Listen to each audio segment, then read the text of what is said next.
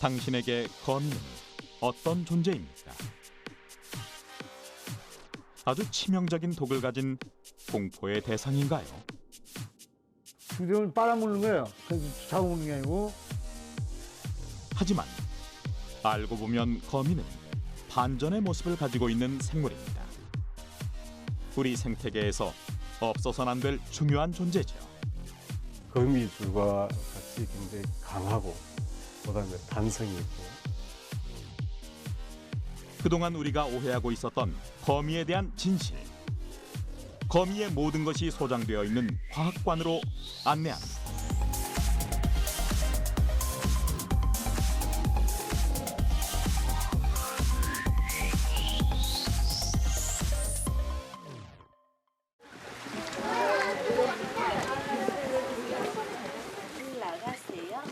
경기도 남양주의 운길산 자락.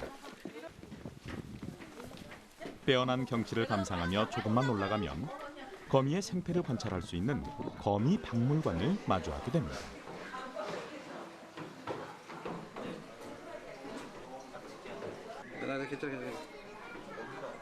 박물관 안으로 들어서면 살아 움직이는 거미들과 수백여 종의 거미 표본들이 눈길을 사로잡지요.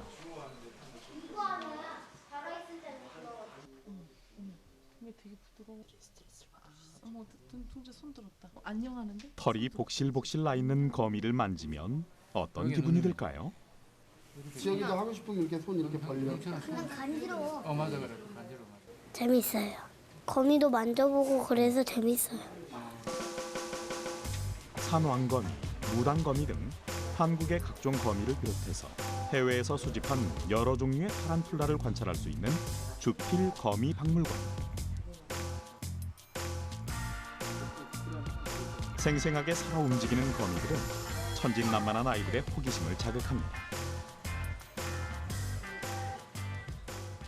이게 뭐 살아있는 것도 있으니까는 상당히 좀 놀랍기도 하고 뭐 애도 좋아하니까 뭐 예. 국내 최고의 거미 전문가라 할 수 있는 김주필 박사.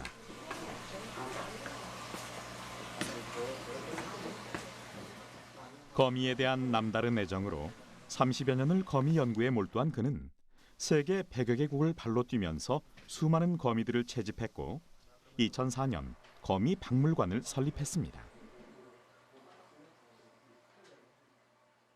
거미 표본이 전 세계 것이 한 40만 마리, 종수는 한 5천 종.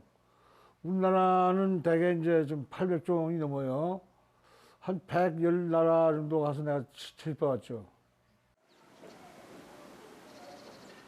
김주필 박사의 손때가 고스란히 녹아있는 거미 박물관.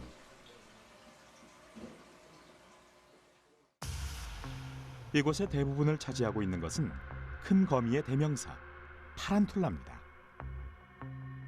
타란툴라의 몸은 2.5cm에서 15cm 정도이며 다리까지 펼치면 최대 25cm 정도로 매우 큰 거미에 속합니다.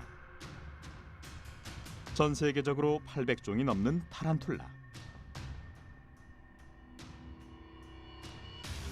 타란툴라는 주로 따뜻하고 습한 열대 우림에서 살아갑니다. 행동 패턴에 따라 땅 위에서 생활하는 배회성 타란툴라,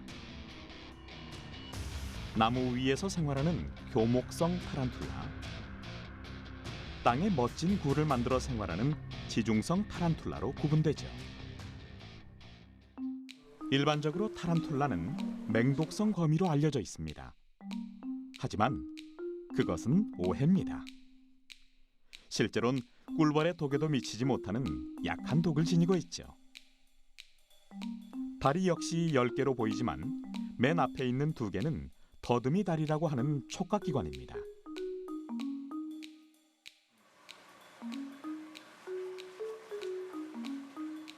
타란툴라 중에서도 로즈 헤어는 매우 순하기로 유명합니다.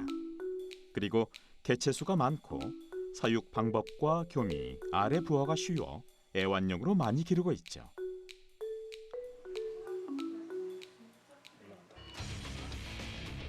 반면에 산낙지로 유명한 오너멘탈, 타란툴라 중에서도 독이 가장 강합니다.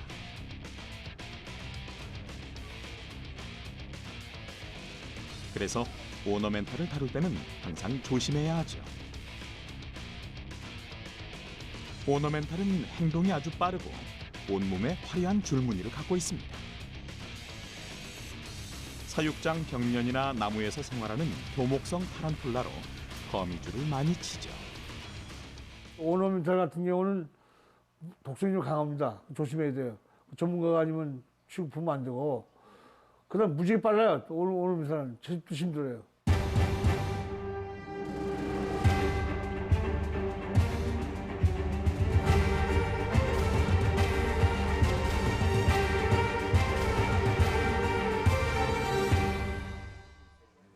귀뚜라미가 보이는군요. 이곳 박물관에서는 거미에게 귀뚜라미를 먹이로 줍니다. 거미는 일주일에 한 번 정도만 먹이를 먹을 만큼 대단한 소식가죠.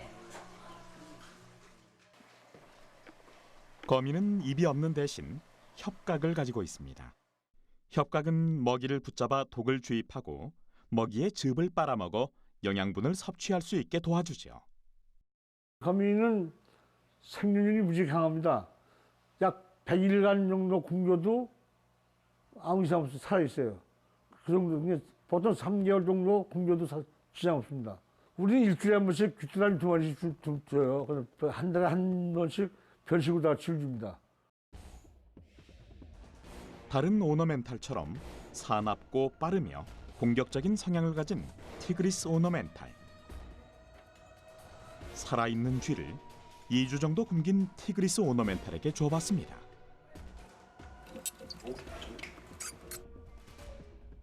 순식간에 쥐를 낚아채는 티그리스 오너멘탈. 마치 굶주린 새가 먹이를 낚아채는 듯합니다.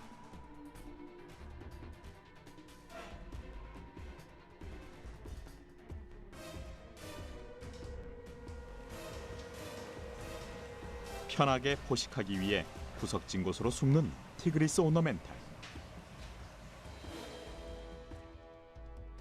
생명이 꺼져가는 쥐에게서 배설물이 나왔습니다.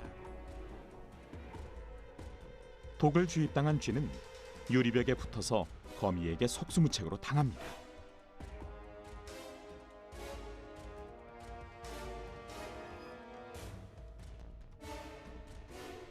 우리가 흔히 독이라고 부르는 것은 거미의 소화 효소인데 겉에서 볼 때 멀쩡해 보이는 쥐의 내부는 내장 등이 물러지며 독과 섞이게 되고 독으로 인해 몸속이 다 녹게 되면 거미는 그것을 소화가 될 때까지 빨아먹습니다.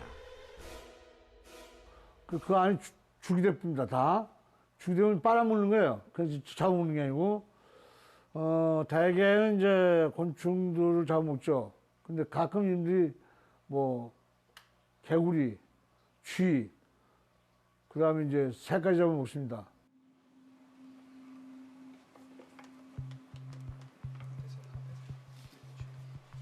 이곳 박물관에서 볼 수 있는 골리앗 버드이터. 버드이터란 이름에서 알 수 있듯이 새를 잡아먹는 거미입니다. 세계에서 가장 몸집이 큰 타란툴라인 골리앗 버드이터는 정주성 거미로 먹성이 좋고 성장 속도가 빠릅니다. 이곳의 골리앗 버드이터도 다 자라면 몸 길이가 30cm에 달할 것입니다. 우리는 이제 조금 더 거미를 자세히 관찰해 볼 필요가 있습니다. 거미의 배끝에 돌기처럼 튀어나와 있는 것이 보이나요? 우리는 이것을 실젓 또는 방적돌기라고 부릅니다. 거미줄은 바로 이 실젓에서 나옵니다. 실젓의 끝은 몸속의 실샘과 연결되는데 실샘에서 만들어진 액체가 실관을 지나 실젓으로 나오는 과정에서 공기를 만나 거미줄이 되는 거죠.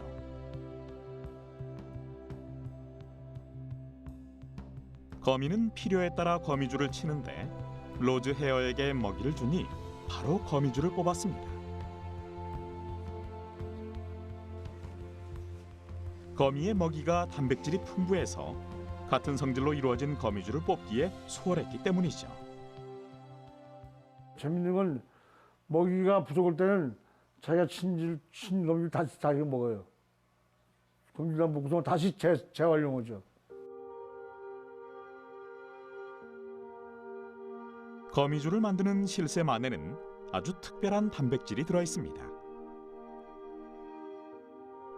이 연약해 보이는 거미줄이 의외로 강하고 탄력이 좋을 수 있는 이유죠. 그렇게 굉장히 조그만한 그런 기관들을 실제 기술로 만들기가 굉장히 힘들어요. 그래서 이제 우리 실험실은 이 초소형 기계를 만드는 기술들을 많이 개발을 하고 있는데요. 그런 원리들을 이용해서 그 실샘을 모방을 했습니다. 그래서 그 모방한 실샘을 가지고 이제 우리가 인공적으로 거미줄을 만들어내는 그런 실험을 진행한 겁니다. 마이크로칩과 컴퓨터 제어 기술을 활용하여 다양한 물질을 섞은 극세사 대량 생산 시스템. 매우 저렴한 비용으로 환경 친화적인 실들을 만들어낼 수 있다는 것이 장점입니다. 이렇게 거미줄의 원리를 이용한 극세사는 다양한 종류의 세포나 약물을 넣어 새로운 장기를 만드는 장기 재생에 사용할 수 있습니다. 그런 단백질을 적절하게 배열해서 굉장히 강한 실을 만들어내는 그런 메커니즘을, 구조를, 원리를 가지고 있어요. 그래서 그런 원리를 또 어떻게 잘 모방하냐도 이제 굉장히 중요한데, 뭐 그런 거는 이제 저희들이 또 좀 더 다른 거미와 유사한 그런 단백질을 가지고 모방하는 연구들을 하는데, 그런 게 굉장히 큰 챌린저, 그러니까 큰 도전 중에 하나입니다.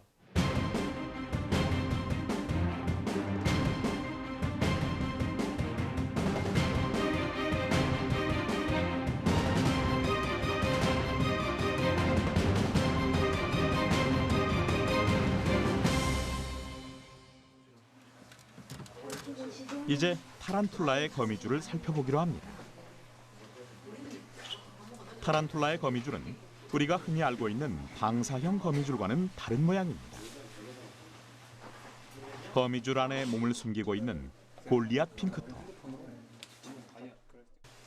타란툴라는 원시적인 형태로서 거미줄보단 육중한 몸으로 먹이를 제압하여 사냥하기 때문에 거미줄은 자신의 은신처를 다지거나 영역 표시 및 정자망을 칠 때 사용합니다. 대부분의 거미들은 알을 낳고 거미줄로 겉을 감싸 알을 보호합니다. 끈적거리지 않고 튼튼하고 질기기 때문에 알을 보호하기엔 이만한 것이 없죠.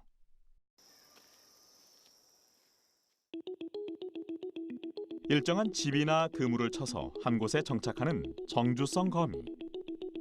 우리가 흔히 보는 방사형 거미줄 외에도 그물 모양이 매우 다양합니다.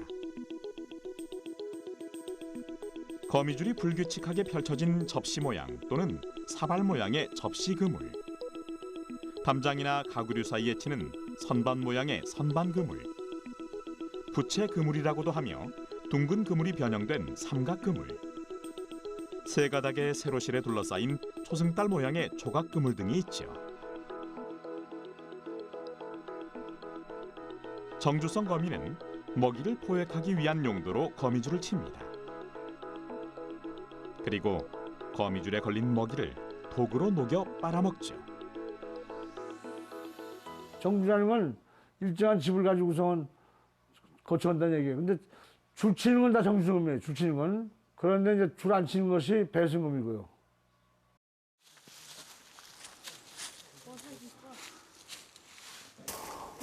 있다. 여기 있어요. 잡아. 박물관 주변에서는 떠돌이 생활을 하며 먹이를 사냥하는 우리나라의 배회성 거미를 쉽게 볼 수 있습니다. 방금 채집한 이 거미는 무슨 거미일까요? 이건 광릉 논늑대 거미요. 사실 우리나라 거미는 11월 말부터 3월까지 겨울 내내 동면합니다. 낙엽 아래나 갈라진 땅틈, 나무 껍질 속에서 동면하는 모습을 볼 수 있죠. 추위도 있고 거미 채집에 몰두한 학생들. 네, 겨울철에는 거미들이 월동을 하기 때문에 나무 껍질 속에 이렇게 들어가 있어요. 그래가지고 이 나무 껍질을 뒤지면 거미들을 많이 잡을 수 있어요. 계곡이나 개울가 그리고 숲을 사이와 같은 지표를 배회하며 생활하는 배회성 거미. 이제 우리나라에서 흔히 볼 수 있는 배회성 거미에 대해 알아보죠. 시각이 발달한 늑대 거미. 대부분 땅을 파놓고 굴에서 생활합니다. 아기 늪 서성 거미는 이름 그대로 서성거리며 느린 것이 특징이죠. 그 외에도 습한 것을 매우 좋아해 심지어 물속 잠수도 가능한 닷거미. 다리가 짧아 높이 뛰기에 적합한 깡충거미가 있습니다. 광릉 늑대거미다. 국내에 자생하는 거미는 약 700종. 사람에게 위협이 될 만한 독거미는 없습니다. 물가에서 이거 많아 되게. 광릉 논늑대 거미를 채집하고 즐거워하는 학생들. 이들이 이렇게 열정적으로 거미를 채집하는 이유는 무엇일까요? 매주 하는 건 아니고 한 달에 한 번 아니면 두 달에 한 번씩 이렇게 가끔씩 나와서 채집을 하고 그 채집물들을 동정해서 분류해서 그걸로 표를 만들어요. 그래서 그 지역에서 나온 거미들이 무슨 종이 있다를 발표하기도 하고 그렇게 채집한 거미들 중에 신종이나 미이력종이 있으면 그걸 또 등재 논문을 쓰기도 합니다.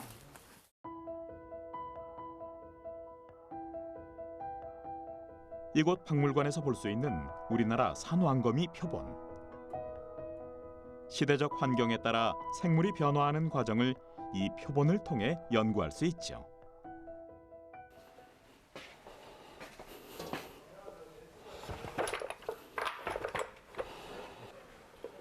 김주필 박사 역시 실제로 거미 표본을 만들어서 보관하고 있습니다. 지난 30년 동안 채집하고 표본으로 만들어 보관 중인 개체수는 약 40만 개. 힘들게 모은 표본들을 바라보고 있노라면 여전히 시간 가는 줄 모른답니다.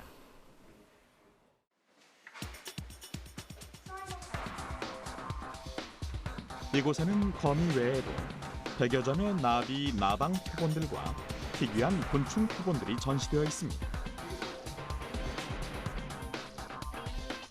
그렇다면 표본은 어떻게 만드는 걸까요? 먼저 거미 다리를 정돈하고 글루나 본드를 이용해 전족판에 거미를 고정시킵니다. 김주필 박사는 거미와 같은 생물 자원을 채집 후 분류하고 표본을 만들어 연구하는 것을 중요하게 생각합니다. 선진국들은 오래전부터 생물 자원 확보를 위해 소리 없는 전쟁을 하고 있죠. 이들은 아직 고등학생이지만 거미에 대한 애정만큼은 누구에게도 뒤지지 않습니다. 일단 채집해서 가지고 올 때는 대개 이제 살을 관찰한 다음에 바로 표본을 해야 됩니다. 80% 알코올에다 집어넣어서 연구 표본을 만드는 거예요. 근데 전시용 올 때는 이런 식으로 해놔야 그 효과가 있죠.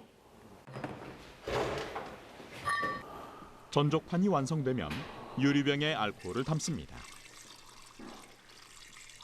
이때 알코올 도수가 너무 높으면 표본이 모두 굳어 뚝뚝 떨어지기 때문에 75에서 80% 알코올이 적당하죠. 무엇보다 가장 중요한 것은 거미의 크기에 맞는 유리병을 정하는 것입니다. 전족판이 알코올에 완전히 잠기도록 한 후 공기가 안 들어가도록 뚜껑을 닫고 확실하게 밀봉하는 것이 중요하죠. 드디어 완성된 액침 표본. 또 하나의 중요한 생물 자원이 남게 된 것입니다. 저는 어렸을 때부터 이렇게 이런 절시동물에 관심이 많았기 때문에 항상 기쁜 마음으로 이렇게 참여를 할 수 있고요. 또 이런 것과 같이 다양한 활동들을 좀 더 전문화된 지식과 함께 할 수 있어서 학술적인 소양도 좀 기를 수 있어서 굉장히 좋은 것 같습니다. 우리는 지금까지 박물관을 둘러보며 다양한 거미들을 만나봤습니다. 그리고 잘못된 오해와 편견을 버릴 수 있었죠. 이처럼 김주필 박사의 박물관은 거미에 대한 인식 개선을 위해 노력해왔습니다. 이곳에 오면 처음엔 거미를 두려워하던 아이들도 금세 거미를 친근하게 느끼고 더 적극적으로 다가가죠. 처음에는 많이 좀 겁도 내고 무서운데 지금은 이런 종류가 있구나 저런 종류가 있구나 이런 것들을 알게 되고 나서 더 관심을 갖게 됐죠. 이 수많은 거미 표본들과 살아 움직이는 타란툴라를 가까이서 생생히 체험할 수 있는 것은 김주필 박사의 노력이 없었다면 아마 불가능했을 겁니다. 거미 연구의 불모지였던 우리나라에 최초로 거미 박물관을 설립한 김주필 박사. 그가 거미 연구를 시작한 1980년대는 어땠을까요? 상당히 낙후가 돼 있었어요. 전혀 연구가 안 됐는데 제가 이제 박사학위를 84년도에 받았는데 받으면서 그 낙후된 거를 빨리 따라가기 위해서 한국거미연구소를 만들었죠. 그래서 일본이나 미국, 독일 같은 데 연구가 다 학회로 되어 있습니다. 지금 얼추 많이 따라갔어요. 일본 거미학회하고 별 차이가 안 나요. 1985년 지금의 거미박물관 인근 숲에서 처음 발견한 한국 땅거미를 비롯해 김주필 박사와 제자들의 노력으로 세계 학계에 보고된 거미만 300여 종. 여기에는 한중 수교 전 중국을 방문해 고생 끝에 백두산 천지에서 채집한 백두산 거미와 지금은 보기 힘든 너구리 거미, 겹거미, 홑거미도 포함되어 있습니다.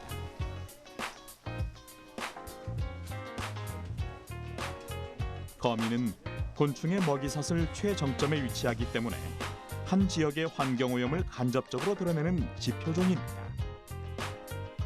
더욱이 해충을 먹어치우는 거미의 독과 소화 요소는 신약이나 첨단 신소재로 쓰일 수 있어 최근 거미의 산업적 가치가 더욱 주목받고 있죠. 모든 학자들의 꿈, 특히 재료 쪽을 하는 학자들의 꿈 중에 하나가 거미줄과 같이 굉장히 강하고 그다음에 탄성이 있고 그러면서 굉장히 유연한 뭐 이런 걸 한번 만들어 보고 싶은 게 꿈이고. 거미가 환경 지표동물입니다. 거미를 알아야 쉽게 그 환경을 추정할 수가 있어요. 예를 들어서 가시거미가 있다. 천정지역, 여기 가시거미 이 지역이 많아요. 천정지역에 환경 오염을 추정하는데 아주 중요한 대표적인 그 지표가 되는 것이 거미입니다. 이제 당신에게 거미는 어떤 존재인가요? 아는 만큼 보인다는 옛 격언처럼 거미에 대한 편견이 사라지셨나요? 단지 징그러운 외모 탓에 숱한 오해를 받아온 거미들. 알고 보면 거미는 우리에게 유용한 가치를 담고 있는 보물단지입니다. 오늘 알아낸 사실보다 내일 더 연구해야 할 것이 무궁무진한 신비의 생물. 바로 거미입니다.